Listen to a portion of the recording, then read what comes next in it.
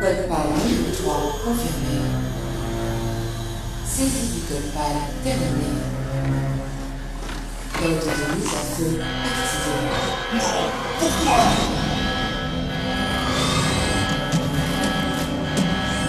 Missile prêt au lancement.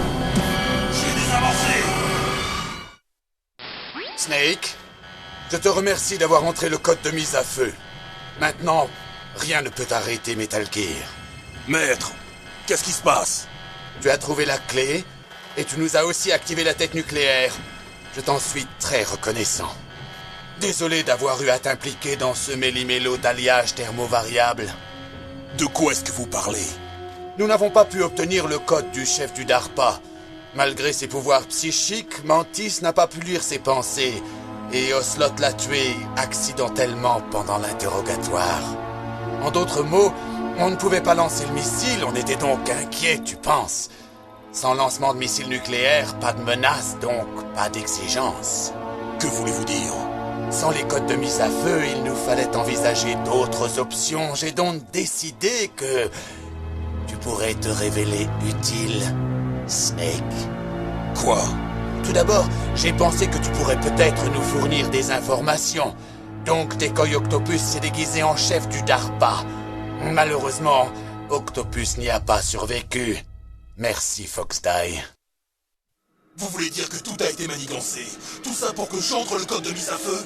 Non, ne me dis pas que tu pensais être arrivé aussi loin grâce à ton talent. Mais qui êtes-vous? Enfin, on a terminé les préparatifs de mise à feu. Après avoir entrevu la puissance de cette arme, la Maison-Blanche ne pourra que me remettre le vaccin Foxdie. Maintenant que leur arme secrète a été mise hors de combat... Arme secrète? Le plan du Pentagone de l'utiliser a parfaitement réussi dans la salle de torture. Oh Snake, tu es le seul qui ne sache rien, imbécile. Mais qui êtes-vous à la fin? Oh, je te dirai tout ce que tu veux savoir. Si tu viens jusqu'à moi, bien sûr. Où êtes-vous? Juste à côté. Snake, ce n'est pas Maître Miller. Bien trop tard, mon cher Campbell. On vient de découvrir le corps de Miller à son domicile. Il est mort depuis au moins 3 jours. Je ne comprenais pas pourquoi ma communication par codec avec Maître Miller était coupée, mais Mailing m'a appris que le signal provenait de la base. Alors, c'est qui? Snake, tu es en train de parler à moi, mon très cher frère.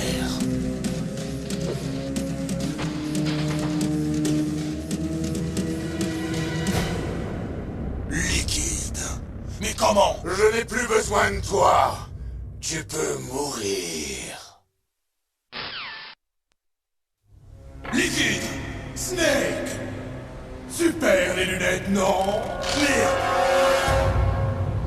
Tu pointerais une arme sur ton propre frère.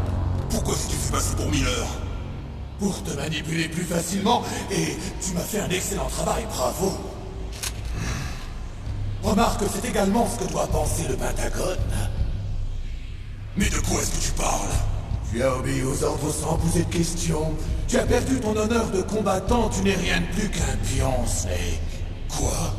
Empêcher le lancement du missile, sauver les otages n'était qu'une diversion, tout ça. Diversion? Le Pentagone ne cherchait qu'à te mettre en contact avec nous. Voilà ce qui a tué le président d'Armtech et Decoy Octopus. Tu ne veux pas dire? Mais si, bien sûr. Tu n'as été envoyé ici que pour nous tuer. Ils auraient récupéré Metal Gear en une pièce avec les dépouilles des soldats génomes. Le Pentagone ne s'est servi de toi que comme porteur de Foxdie. Foxdie? N'importe quoi. Tu prétends que Naomi travaillait pour le Pentagone? C'est ce qu'il croyait, mais il semblerait que Dr Naomi Hunter ne soit pas si docile. Hein? Un de nos espions au Pentagone a découvert que juste avant le début de l'opération, le Dr Hunter a modifié Foxdie. Mais comment et pourquoi ça? Serait-ce bon à savoir la raison qui l'ont arrêté?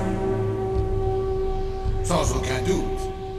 Mais j'ignorais qu'une vengeance mesquine la guidait, et nous aimerions connaître ses modifications sur le programme Foxdie. Enfin, c'est la guerre. J'ai déjà ajouté le vaccin anti-Foxdie à ma liste d'exigences pour la Maison-Blanche. Il y a un vaccin. Sûrement. Mais cette femme est la seule qui possède cette information. De toute façon, cela s'avérera sans doute inutile. De quoi est-ce que tu parles? Tu as réussi à entrer en contact avec chacun d'entre nous, donc nous avons dû tous être exposés au virus. Le président d'Armtech et Tikoy Octopus ont effectivement succombé à Foxdale. Mais ni Ocelot, ni moi, ni même toi, le porteur, n'ont été apparemment affectés. Un hit dans la programmation du virus. C'est possible. Mais tant que tu survis au virus, je ne suis pas inquiet. Après tout, nous avons le même code génétique. C'est donc vrai. Nous sommes... Des jumeaux, oui, mais pas ordinaires. Des jumeaux avec une malédiction dans les gènes. Des enfants terribles. Toi, ça va. Tu es porteur de tous les bons gènes du vieux.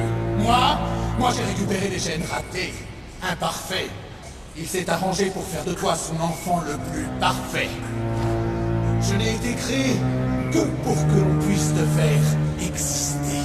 J'étais le préféré, c'est ça? C'est ça? Je ne suis que ce dont ils ne se sont pas servis pour toi. Est-ce que tu sais ce que c'est que de savoir que depuis sa naissance, tu n'es qu'une poubelle? Mais c'est moi que Père a choisi. Voilà pourquoi le Big Boss t'obsède autant. Une sorte d'amour déformé. Ah, tout faux. Je le hais. Il me considérait comme un inférieur, mais je tiens ma revanche. Ah, tu devrais comprendre, toi. Toi qui as tué notre père de tes propres mains. Tu as brisé mon rêve de vengeance. Je vais donc terminer le travail que mon père a commencé, et même faire mieux que lui. Je vais le détruire. Tu es comme Naomi. Oui, mais pas comme toi. Contrairement à toi, je suis fier du destin imprimé dans mes chairs. Attends! Ah!